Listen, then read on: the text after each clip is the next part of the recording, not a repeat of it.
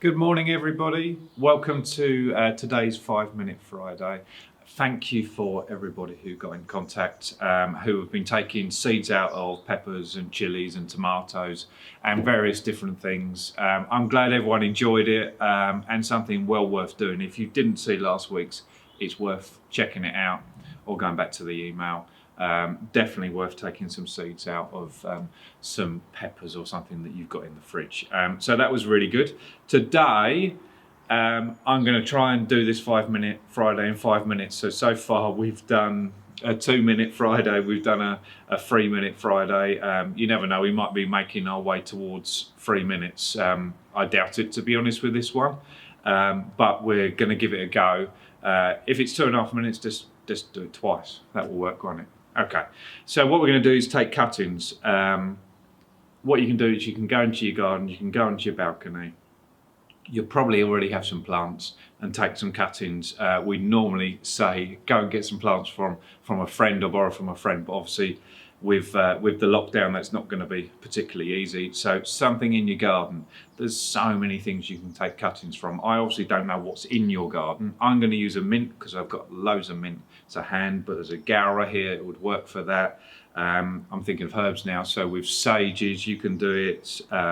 You can do it with oregano, you can do it with thyme, you can do it with rosemary. Some are going to be quicker than others, and in your garden there's probably going to be loads of stuff you can take a cutting from.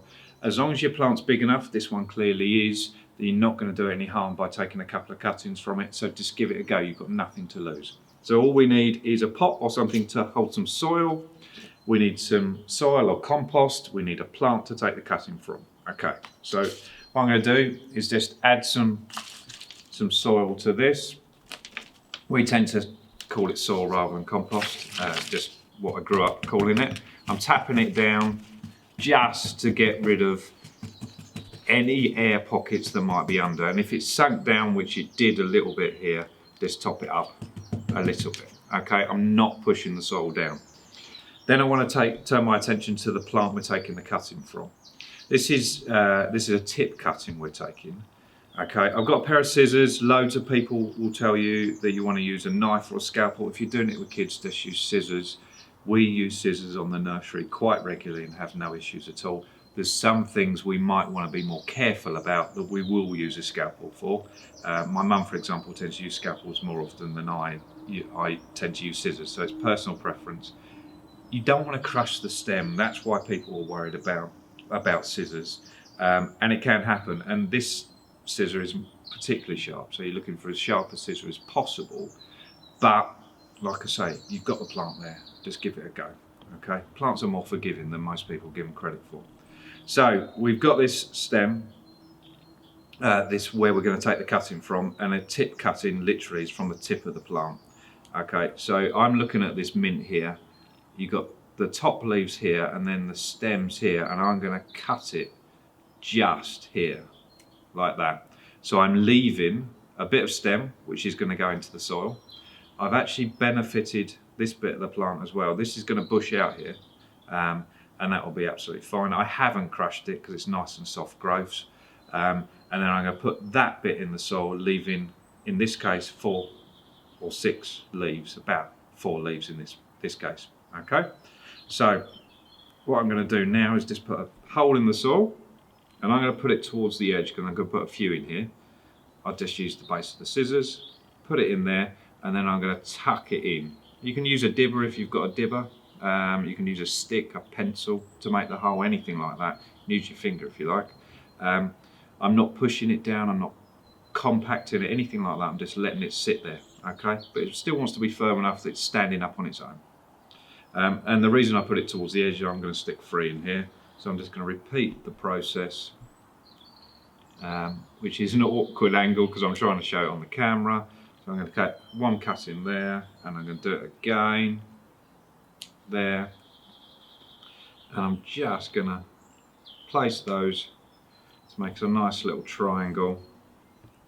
And the reason I've done that is that if one of those doesn't take, you're still going to get a pot with a plant in. You're not watering for nothing. If they all take, you've just got a bigger pot. So as simple as that. I'll make sure they're all standing up. I'm going to water that So water it nicely. I wouldn't go as far as saying you can't overwater it at this stage, but it's pretty close to you can't always overwater. Put it in a nice warm place with a nice lot of light, not full sun, bright, really hot light. But windowsills tend to be really, really good. But if you've got a very, very bright windowsill, maybe look for somewhere different. You can cover it, bit of polythene, polythene, like a plastic bag, a clear plastic bag or something like that.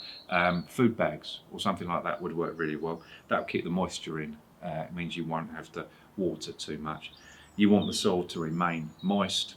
Something like this on the nursery, we clearly don't take them quite like this into pots, but the concept's the same. We'd probably try and keep them around about 15, 20 degrees, and I'm looking at my daddy standing behind the camera. We agree, that's what we aim for. We don't always hit it, sometimes we go up, because keeping a greenhouse warm is nice and easy, cooling it down is not particularly easy. So yeah, that's what we're aiming for. In perfect conditions, I'd expect to see some roots on this in around about 10 days, 2 weeks. At home, closer to 2 weeks, 3 weeks, something like that. So this Gowra here is going to take a little bit longer. We grow perennials on the nursery as well. They always take longer. We were looking at a few this morning under tunnels in perfect conditions, and some of those haven't rooted, and they were taken, I think, about 5, 6, 7 weeks ago. Myrtle is something we grow on the nursery as a herb. That can take months. So go for something nice and fresh. Go for something like a mint, something that grows quite quickly. Is a good clue to whether it's going to root quite quickly.